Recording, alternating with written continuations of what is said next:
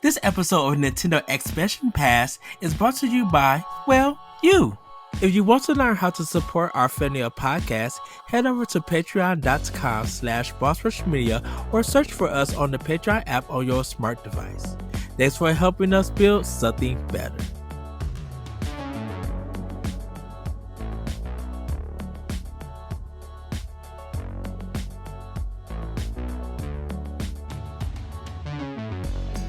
Hello everybody, welcome to Nintendo Expansion Pass here on Boss Rush Games. I'm your host, the enlightened, excited Eddie V, but don't know why I'm about to get stuck saying my own intro. Joining me is the wise Wisconsinite himself, Mr. Jesse Douglas. Hello, good sir. How's it going, everyone? Yes, and everybody, of course, is our wise wrestling night. Our wise wrestling night, Mr. Josh Martinez. Hello. Hello. I'm happy I finally got a nickname, Ed. Yes. We are going to be discussing Nintendo and Microsoft. This 10-year agreement that they made on with Activision games coming to Nintendo's future platforms or just Nintendo platforms in general for the next 10 years if Microsoft acquires Activision. The discussion actually is going to revolve around, we're going to talk a little bit about that, but it's going to be like, what can Microsoft bring to Nintendo and what can Nintendo bring to Microsoft if they ever decided to make games for each other platforms? So, of course, me and Jesse used to host Arsenal X, so we kind of know our stuff about Xbox. Me and Josh talk a lot about Nintendo during the chat and everything. And of course, if you guys didn't know, Jesse used to be a part of Nintendo Power Block back in the day. We used to do, you and Corey did Power Block, Arsenal X, and AX, I think. Codename NX, the NX show. NX, yeah. So we used to do a lot of podcasts and everything. But I kind of want to ask you guys and just get your thoughts. When you heard that Microsoft went into agreement with Nintendo to support them with the Activision games for 10 years, what were your thoughts? Even though Microsoft hasn't acquired Nintendo, the way that it first stated, it was stated that Xbox games would be coming to Nintendo. Now, a little people were confused, but if that did happen, what do you think could be the results from it? Josh, I'm gonna start with you. Yeah, my thought was, we really kind of opened the forbidden door here. I mean, that was kind of, I mean, console wars have been a thing since gaming's ever been around. I would like to say I don't think Xbox has really gotten caught up with Nintendo versus Xbox, but I mean, people have drawn their lines. They've said, "Hey, I want to be this console and this console only." And I mean, the three of them both have, all three have their exclusives that they didn't want to do that. This agreement doesn't really change the exclusive, and I mean, we look at it; it's really just Microsoft trying to say, "Hey, look, it's combating Sony's complaints of you're going to hold a monopoly on Call of Duty." That's really what a lot of this is about. But for me, it looked a lot like we've cracked the forbidden door. I mean, we've never kind of seen this collaboration between two big gaming companies. And again, correct me if I'm wrong, because I am younger and I might not remember some of the things, but I don't feel like we've seen this kind of a collaboration, albeit this small, that really I think could lead to some cool things. Right now, it's very minuscule of what it could be. But for me, the big thing was I'm like, we've cracked a forbidden door, a door that doesn't get broached very often. Mm-hmm. Yeah, like the closest thing would have been like the Dreamcast was a Microsoft helped in creating like a part of that, but they also weren't in the console business yet. So yes, but but they did kind of in a way almost team up, to bring the Xbox, to the very first one in, because they kind of worked with Sega and getting some of those exclusives and being basically the replacement for the next Sega console. But yeah, Yeah, that's about as close as it comes that we've yeah. seen. I know Nintendo did put one of their games on the Atari 2600, which was Mario Brothers, and Yep. that was before they got their own console. But Nintendo was doing arcade games, and as time passed, Nintendo were working with like Capcom to have games put on like the Game Boy with Legend of Zelda and everything. Hmm. Um, but for a company that is still, won't say competition, but it's still like a first party bringing some of their games to to another first party.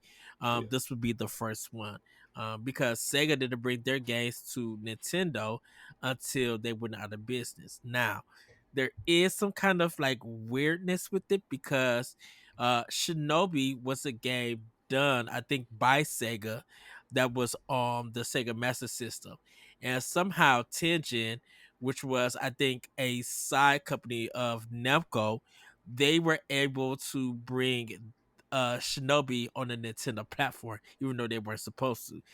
That's why if you see Tetris from Tengen like at $4,000 for that cartridge, it's because it's very rare and Hmm. everything.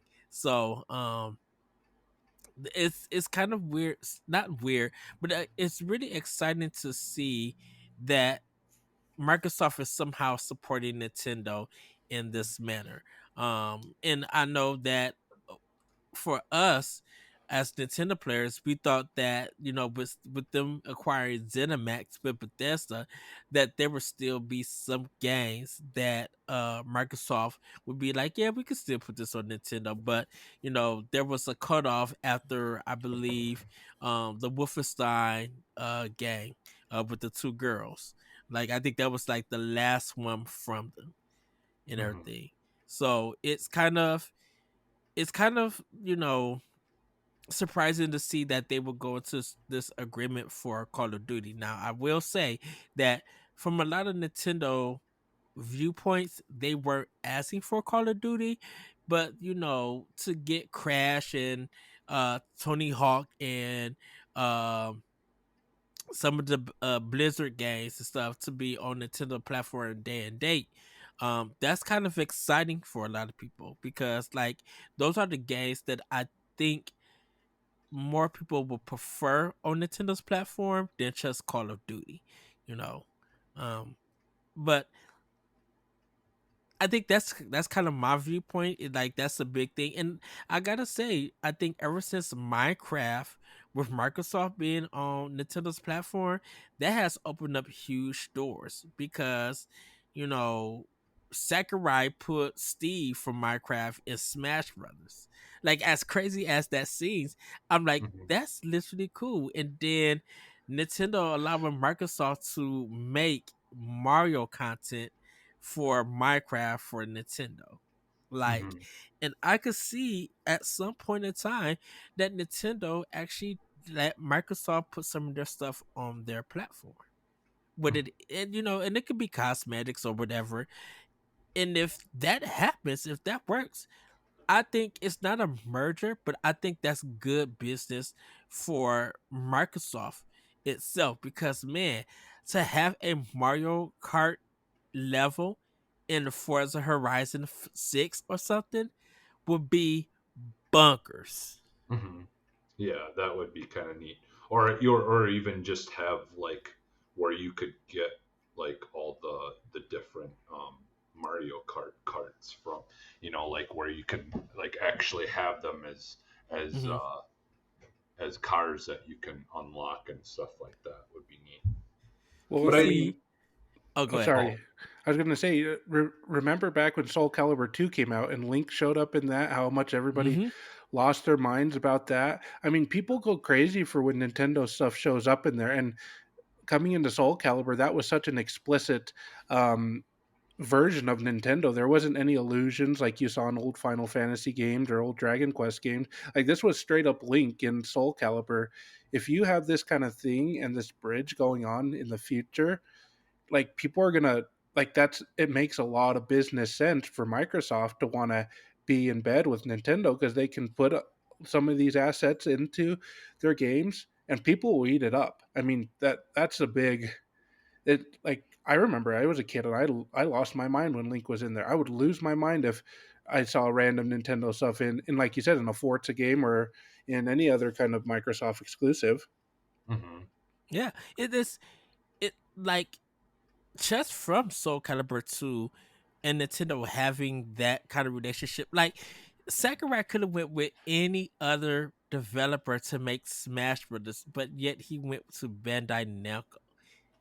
And like Nintendo, Bandai Namco, Capcom, SNK, like a lot of the Eastern big developers who have made fighting games, a lot of their characters are in it um besides like Tecmo and stuff. Like we don't have anyone for Dead or Alive in the series, but that all could change.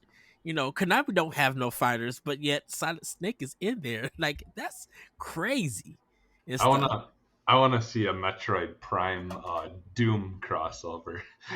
Oh heck yeah, Or Like, even throw a Metroid Prime Halo Doom crossover. You could throw them all in there. I mean, yeah, that was yeah. like Metroid Prime and Halo were like at the time of their release, those were kind of some competitors at the time. yeah, Seeing them shake hands is just would be amazing. yeah. Yeah.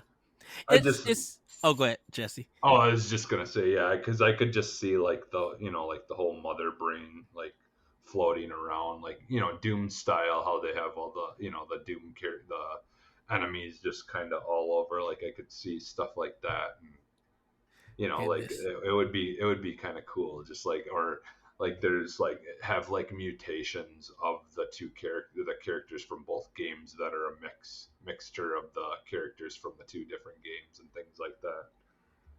Uh Like, Mother Brain and Cortana coming together. Am I saying it right? yeah, Cortana. Yeah. Cortana. Cortana. Mother Brain and Cortana coming together to ruin Havoc Yeah. in Metroid and Halo. That would be the most insane. Like, and if Nintendo will be cool with it, that would be the most insane DLC. Because I know, because Nintendo would be like, okay, let's go to 343 Studios and make sure that they're getting it right. If you guys got some people from Retro still working there, let's see what they could do. Because the thing, me and Corey, we talked about this.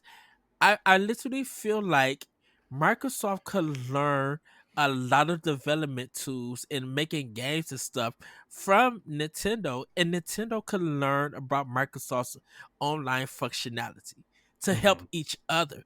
Because like I said, I'm not knocking Microsoft and their games and stuff, but I'm like, you have seen when Nintendo has gotten involved into some other people's games, you have seen the results that have came from it. Bayonetta 2 wouldn't have been popular the way that it was if Nintendo didn't have part of their hands in Bayonetta 2. Yeah. You know. Yeah, and I mean like the differences, like like I like to look at the differences in animated films, like Hmm. American animated film versus a Japanese animated film are very, very different. They're very beloved in their own ways, but they're so different. And that, and I look at it the same way with games. Like they come to the same conclusion in a different way, and that's what makes them so uniquely their own, like so uniquely Japanese and so uniquely American, like it. But yeah, they both, to be able to mix those two together in some way, if someone can do that, would be an interesting project to see happen. Yeah. And I think Nintendo looked at High Five Rush. And the reason why I'm saying that is because Nintendo, of course, they have Elite Beat agents, but they also have Rhythm Heaven. You know, it's so they're kind of like people know Nintendo music. And so to mix music in a platform action game like Hi-Fi Rush, I know Nintendo had to look to be. I think Nintendo, if they just looked at it and saw it, I think they would appreciate what Tangle Works did and everything. To be like, yes, this is an American game, but we are praising this American game because it has some kind of like Nintendo and its Nintendo meets Insomniac in design in a sense, and it Hmm. works. And I think they would literally, I think they would literally appreciate it because that's one thing that a lot of Nintendo players did appreciate by Hi-Fi Rush. That for people who played it, they were just like, "Oh, this is really game of the year. Like this stands out on its own. Nintendo couldn't do this. I mean, if they wanted to, they could try or they could do it. But I think Nintendo respects it from, and I can't really speak for Nintendo, but I think there's a level of respect seeing something like that and Hmm. everything. Like I would love to see what Miyamoto thought if he had played Hi-Fi Rush and it clicked like that Hmm. and everything. Uh, but I'm gonna start with you, Josh. What game should Nintendo or what franchise should Nintendo bring to Microsoft? We're gonna start with Nintendo bringing something to Microsoft, then we're gonna reverse it. What one game or series would you like to see Nintendo bring to Microsoft? That's a good question, Ed. Seeing what Nintendo did with this Metroid Prime remastered was phenomenal, especially given kind of the dated equipment that the Switch runs on. At this Hmm. point, they know how to make it work and look great. Can you imagine what that would look like if Metroid Prime 4 showed up on like an Xbox with that technology? How well that would run, how gorgeous that would look. I mean, Microsoft has shown they know how to do alien sci-fi shooters. Like they do it really well. And I think 3D Metroid in particular, I think side scrolling would be a different story, but I think your Hmm. 3D Metroid games, which is mainly your Metroid Prime, would do it. Yeah. Oh. Yeah, I Uh, think I agree with you, and I think like that that franchise in general is going to like it's going to be appreciated by the Microsoft or the Xbox fans. I think the most just because like a lot of people who play on Xbox are like they're usually first person shooter mm, heavy or like stuff like that, like the Halos and the now all the like Wolfenstein and Doom and and all that. It adds something similar but not, but still completely different to the point of where it's not going to get, nothing's going to get lost and, or be battling over each other. People are still going to want to own that and the new Halo game, or they're going to want to own that and the new, Doom game or whatever, like it's different enough. Well, and that's one too that when I look at Nintendo's their sacred cows there, you're looking at Mario, Legend of Zelda, and that's because those are like international successes. Metroid's one of mhm, those ones that's a lot more popular in the West than it is in Japan. So that's Hmm. going to be one that I would see. They would probably be a little bit more okay with, messing with a little bit of their formula, what they do, because that's not one of their sacred cows. That's going to be one that's huge here, but in Japan, they're indifferent to it. I mean, they like it, but it's not like it's liked over here in the United States. So, letting Microsoft really collaborate on that and do what they do well to make a game, it's Nintendo doesn't feel like they're giving up their golden goose, but they're also allowing a very popular franchise in the West to really thrive. That I think would look very good. And kind of going off of this point too, at another one, I think how about we revive some F Zero on Xbox? Hmm. That Yeah. if they can do Forza good, I bet we Yeah. could have some fun looking F Zero stuff there. Yeah. Especially since how long has it been since we've seen a game, the GameCube? Not counting those Mario Kart things, like it's been a yeah, while. Yeah. yeah, GameCube. Yeah. Uh, Yeah. Jesse, what one game or what game series would you want Nintendo to bring to Microsoft? Okay, so like obviously, like I do think that Metroid is probably one of the bigger things that I would pick, but I'm actually gonna go a little bit different, and I'm going to actually go with Animal Crossing. Um, Ooh. I think I think Animal Crossing, um, working with the Minecraft like kind of stuff, Mm-hmm. like Yeah. like I could really see those two things existing in a world where they can have some like learn stuff from each other, both of those games could benefit um each other by work if those teams were to work together, and kind of look at things, like as far as like Animal Crossing goes. I could see them benefiting from a system where you have different things that you can get find and create, put together to create more things that you can Uh, make and use to build your world. And then Minecraft can also benefit from them, from storytelling, um and building like characters outside of just the ones you're playing as to really bring more personality to those worlds. um because I mean, don't get me wrong, there is like in the Minecraft dungeons and stuff, there is a little bit more lore and things going on in that, but I still think that Animal Crossing, like with the way they do characters and stuff, like is they did a really good job with that. I mean, like, people are going to build a bear and getting these characters yeah. built, that stuffed at build a bear and all that stuff. And because they're so iconic now at this point, as more and more people with the latest Animal Crossing have gotten into the lore of those games.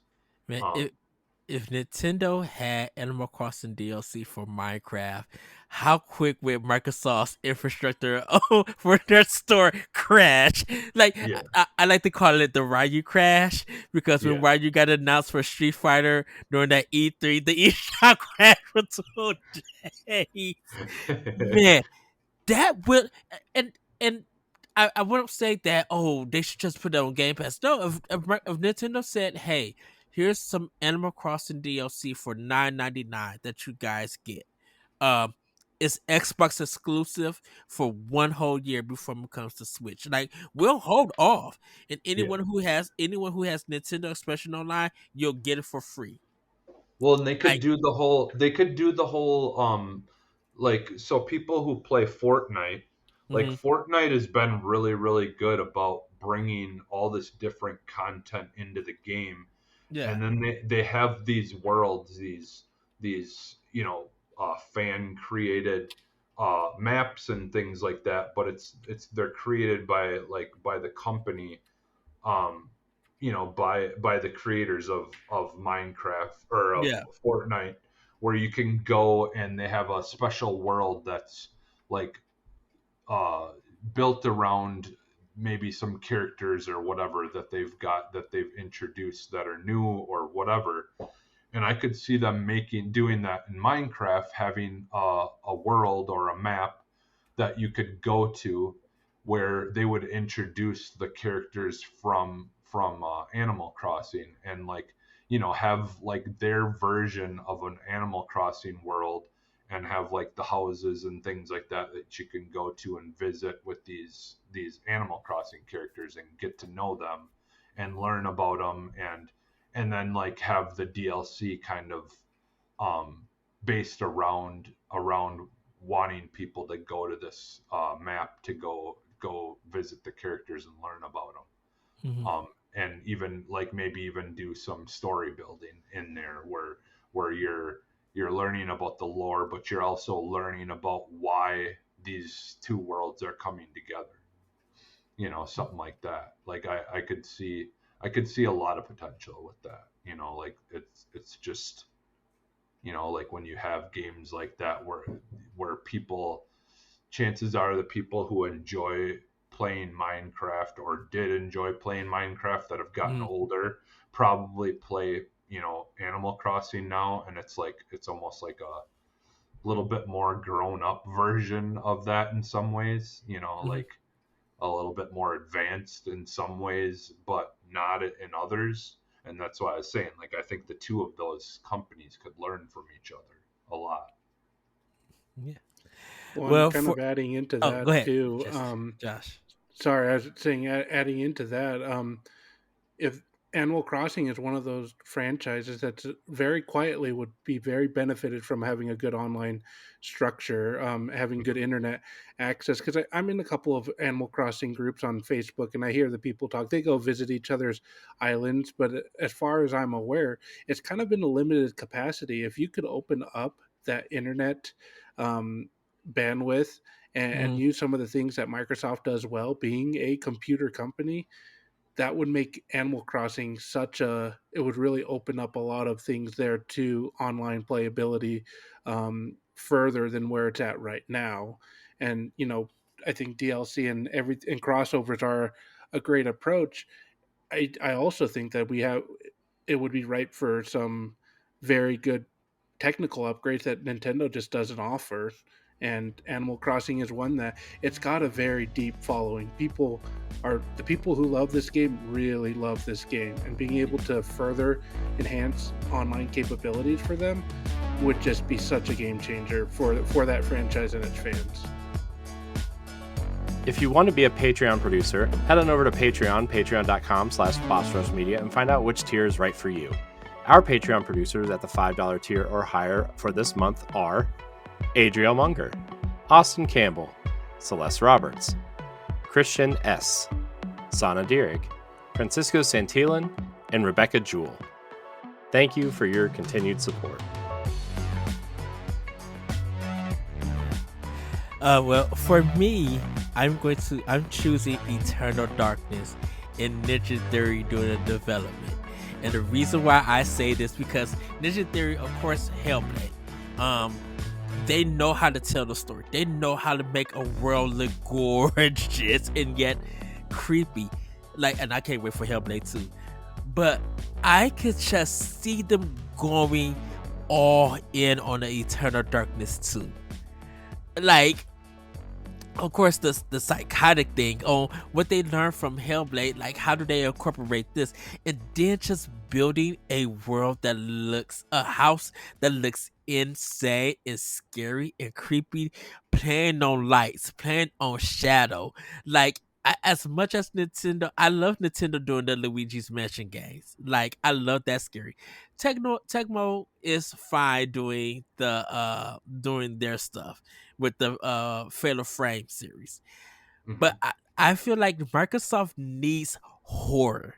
They need something to be like, oh, this is creepy. And I think Eternal Darkness is right on that level of psychological thriller, but also making it where it's just like, I'm going to put my controller down and I'm going to walk away from this game for a minute. Like, I need that fear, and I think Ninja Theory could do it and still bring action and still like bring a story that's gonna draw people in.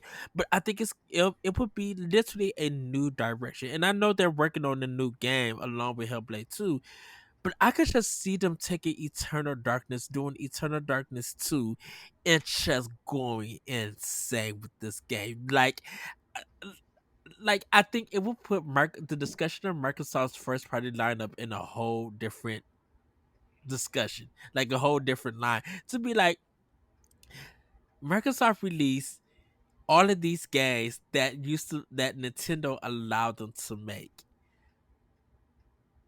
Which one is game of the year? Which one did something different? Which one is benefiting off of Microsoft? Just not their hardware, but the engines that those developers use to bring these beautiful, intricate worlds and stuff that Nintendo just like, yeah, they took our property, we're allowing them to use our property to make games and we're getting paid for them real good. But it's making people look at Xbox differently and having their talk. And of course, people gonna be like, well, Nintendo needs to be third party, that's just Microsoft having.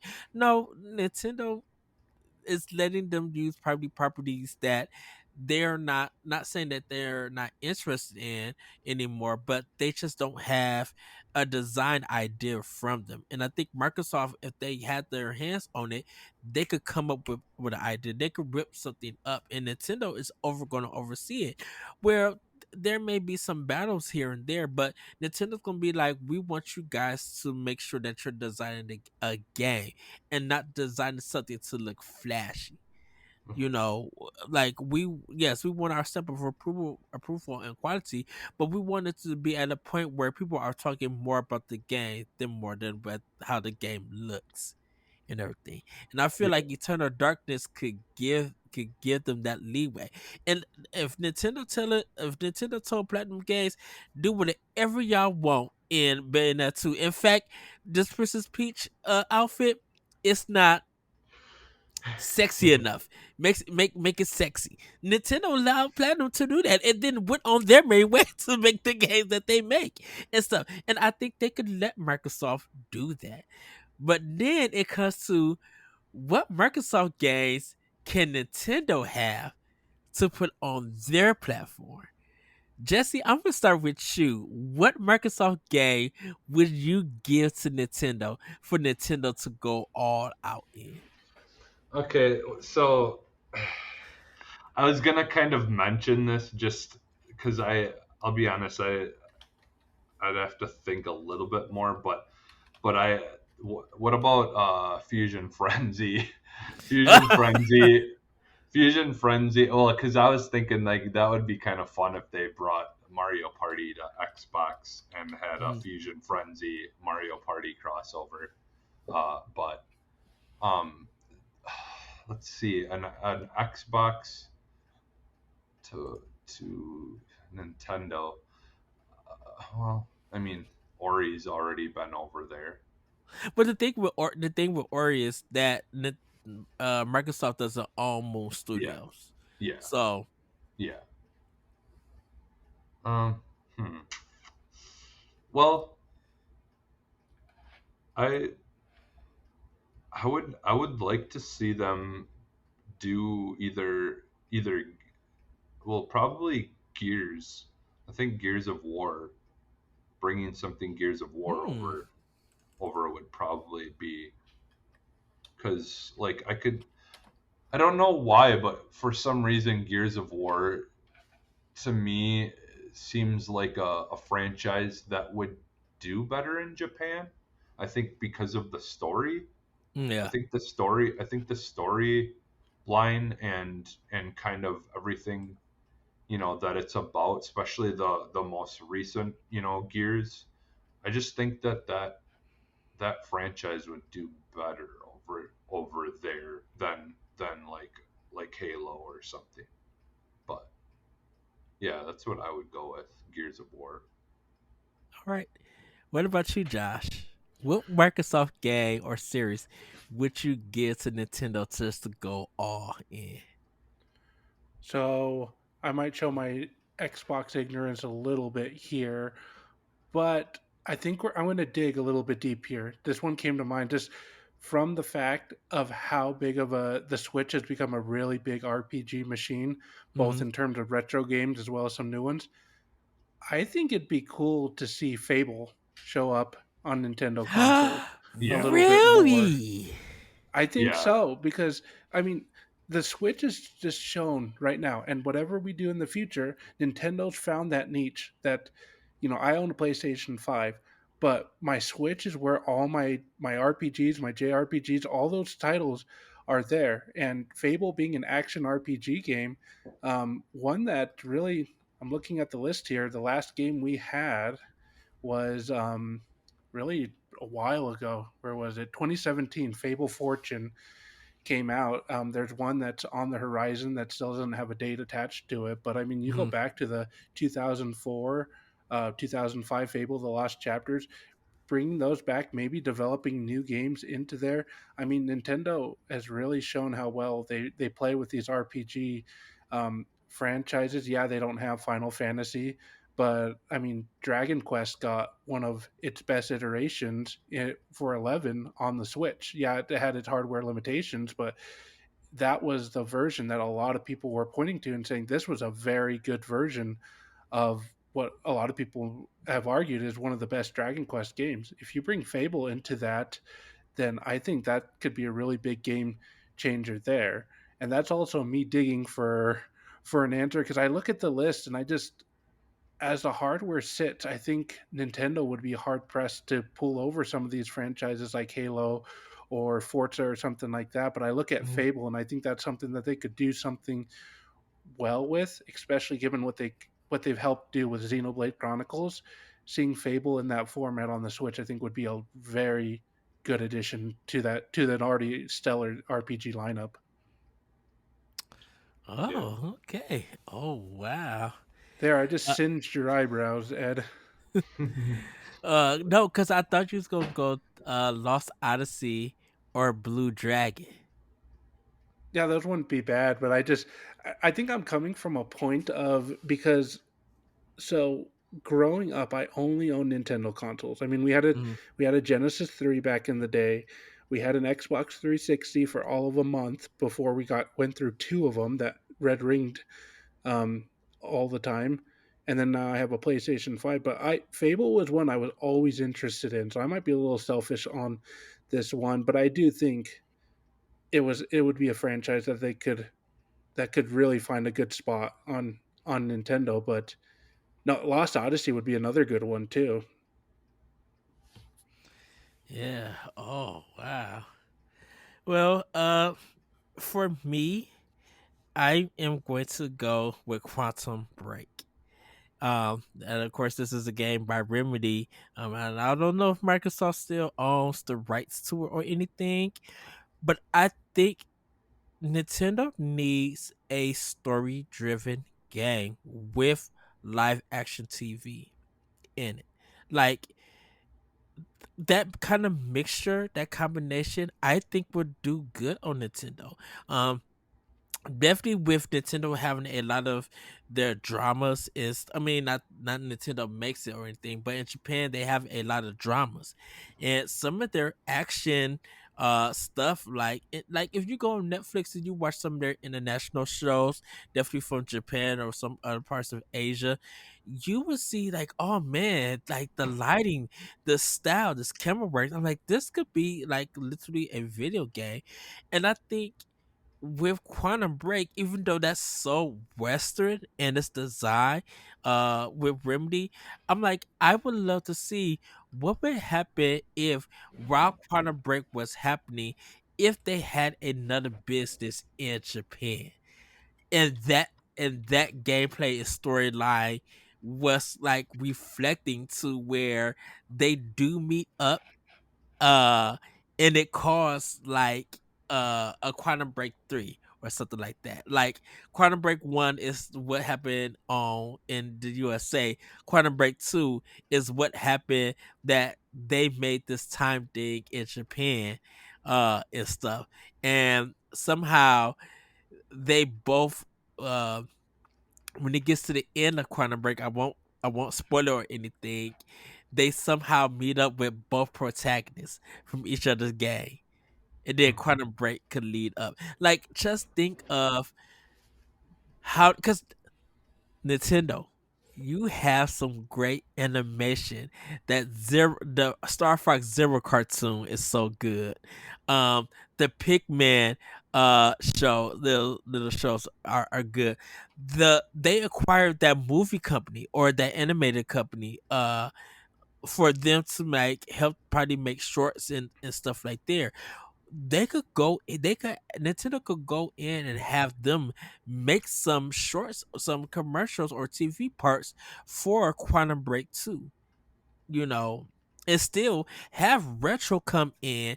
You got Call of Duty developers, you got um Halo developers, Battlefield developers, like you know how to make a over the shoulder shooter. Like you guys, I'm not saying that Luigi's Mansion had it, but there was that destruction disaster game that happened on Wii, and I think that was a Nintendo game. So I'm like, y'all can make something out of this, but have it in like happening in Japan and stuff. So I'm going with Quantum Break for this one. Uh, but now this is gonna be a surprise for you guys. What one game can Microsoft and Nintendo both work on and put it out on either's platform, or no, not either's platforms. They come together, make a game, and it's PC only. It's Windows only. Hmm. Josh, I'm gonna start with you with this one. I was afraid you'd say that. Man, that's a good question. And I'm totally filibustering here because I'm really trying to think. Honestly, and this might feel like a cop out. I think this would be if they were to do that, this would be the best opportunity to come up with a new IP. Because I mean, we look at everything established. People are going to want what they want on their consoles. If you're going to establish something like that, that's a Nintendo Microsoft joint effort. I feel like you've got to come up with something new, and I don't know what that would be. And I'm totally copying out because I'm trying to think of something that would really fit into Oh, there. I've But already got it. all right, So well, let's hear it then, Ed. Pilot Microsoft. Wings. Pilot Wings Flight Simulator. Oh my goodness, dude, that will literally be amazing. Flight Simulator and Pilot Wings coming together for Yeah. PC, dude. Yeah. How Jesse, how much do you think that controllers for like the flight controllers and everything, like the sales of that would jump? Yeah. Yeah, because like it would be flight simulator, like legitimate, like you're really flying a plane and have all the realism of flight simulator, but Hmm. you're going, you're doing different tricks and having to try to, do different things, in the worlds. But they could do the whole like almost like AR type thing where it's Yes. augmented reality where you could be flying and doing things like objectives like literally over where you live in the game. Like, Shoot, for me, I was about to say Fire Emblem because they have yeah. Halo Wars and Warhammer 40K. I think Yeah. that's Microsoft's now. I think. Um Um. I don't know for sure. Yeah. I would have to look that up, but definitely with Halo Wars, like Fire Emblem being on PC with Microsoft and Nintendo coming together to work on that. Oh heck yeah! Like Corey could have his. Cause think about it, Fire Emblem meets Sea of Thieves. Yeah. Yeah, Like that's the pirate game Corey wants, and, and they could come together and do that. Like I would be like, you know what? I'm about to invest in the PC so I could play this. Of course it could be on Series X, I guess. But I'm like, I want something PC straight, just exclusively the PC, and it's only Windows Central. Like only Windows have it. You can't play it on Steam. You can't play it on uh the other one. Goodness, why can I think of it? Uh, uh, GOG, no, Epic Games. Sorry Epic about that. Games. Or oh yeah. GOG, yeah. Like they come together and make a Fire Emblem for PC in this pirate thing. So like your Sea of Thieves data is recognized in Fire Emblem, and you get those cosmetics or you get those ships, and like if you're playing Sea of Thieves, you have to look around to help your Fire Emblem game. Like they could come together and man, a Fire Emblem PC with Sea of Thieves cosmetics for like I could see that. Pilot Wings and Flight Simulator. A new IP. Nintendo and Microsoft coming together to make a new IP for PC. Like that will and I think because there's so many young teams at Nintendo to get the to come to America or Seattle or wherever and work with them to make a new game for like PC. I think it wouldn't be like a battle royal or anything, but I think it would be something. How do we make a game that anyone could play, jump in, and use Xbox functionality of ease of access online and stuff? You know, of course, Microsoft will handle like the talking parts and stuff, like the online chat and everything. That would be very interesting and everything. Just seeing how Japan interacts with each other, talking and stuff, while America is doing that. Of course, people are like, well, why won't they just do Splatoon? I'm like, yeah, they can do Splatoon, but I'm like, a new IP between them would kind of like solidify them having a really great relationship and stuff. Yeah. You know, because that would definitely not piss off Sony, but I think a lot of the Sony players would be not left out, but kind of feeling a certain type of way because they had to go this route to play and experience those games because Sony's not providing that experience. Not saying that they can't do that they can't do or make those games. They're just not providing that experience. Or what if when the new, like, let's say Windows 12 can't, like you have your all your basic programs that come with the Mhm. computer when you first get it, and they get to make a new Mario Paint. That's like their paint feature. Ooh. That's That's a good only on one. That's a PC, and good it's on one. Windows 12. Like day and date, like. I have fallen in love with you, Jesse. Marry me. Because that would see, I'm trying to think of things that would make sense to only be on PC. And Dude, like for just me that would make sense because like if you're unless you going want to have to buy a mouse again for your Switch, to like but but think guess about like what? Computer already has one. Mario PC, like because just think about it. Just if you could still do the paint, still have the colorable aspect, that music section.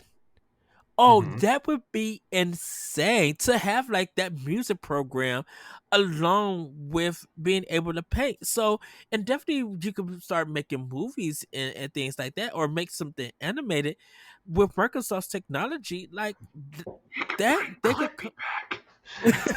Yeah, they actually could and give him a sound effect. Like I could see that happening. Like, and that would be so cool, and it'd be educational. Like you, I don't know if the program would come free because sometimes Microsoft's charge for that program and stuff like that.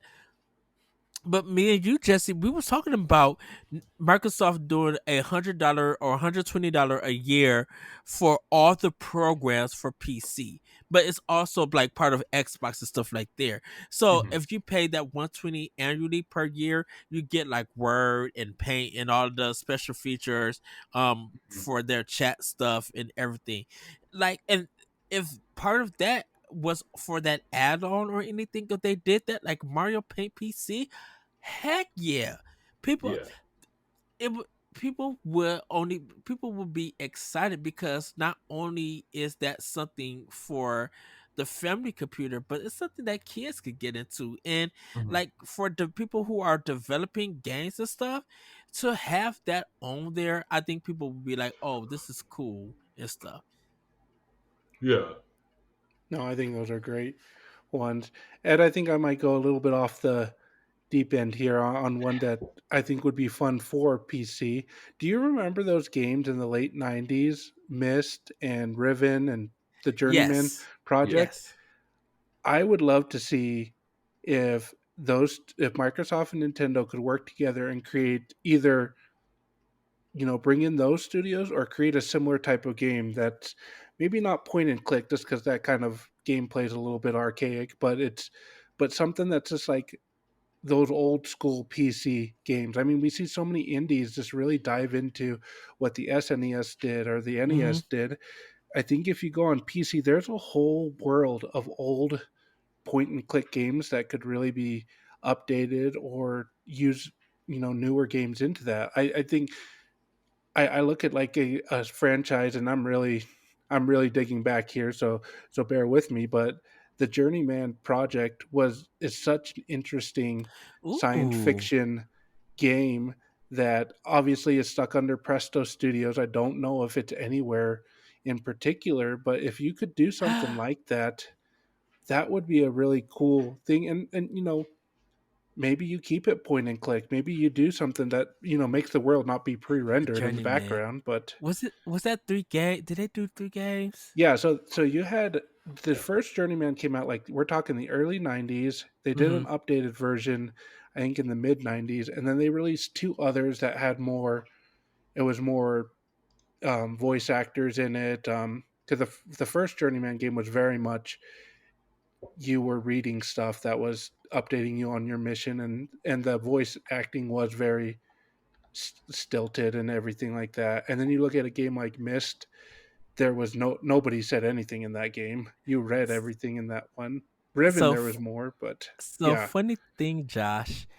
For World 101 podcast, I think I gotta find an episode, but I think we ended up talking to the developers of the Journeyman. Did you from Presto Yeah. Studios? Yes. Okay, that's pretty dope. That was one of those games when I was a kid. I Mm-hmm. had no idea what I was doing, but I just would go play it. I just go run around, and it was like the concept was really cool, which I think would lend itself to some good storytelling, kind of to your point, and something that would work better on a PC than on a console. But like Journeyman was about, um, had a very deep lore about Mm-hmm. the the the far future. Aliens finally visited Earth after all the borders were knocked down. Everybody came together and became more of an Earth species rather than by country, and now they're trying to decide. And then there's some terrorist who wants to take out the aliens and start a war with the alien. Like, it just was a really interesting story that I think could build on something. So if you bring a game that, like, very story driven, or even create like a point and click type series, and again, maybe that's not the gameplay mechanic, but Oh something no, that no, like that. because Nintendo has the Famicom Detective Agency. There are 2 games that were released in Japan that never came to America, and they got remade for Switch because I own both of them, Mhm. so I could see Well, outside of Monkey Island's another point and click that's yeah. pretty popular now. So It's so there's a funny place that for you that mentioned. type of gameplay.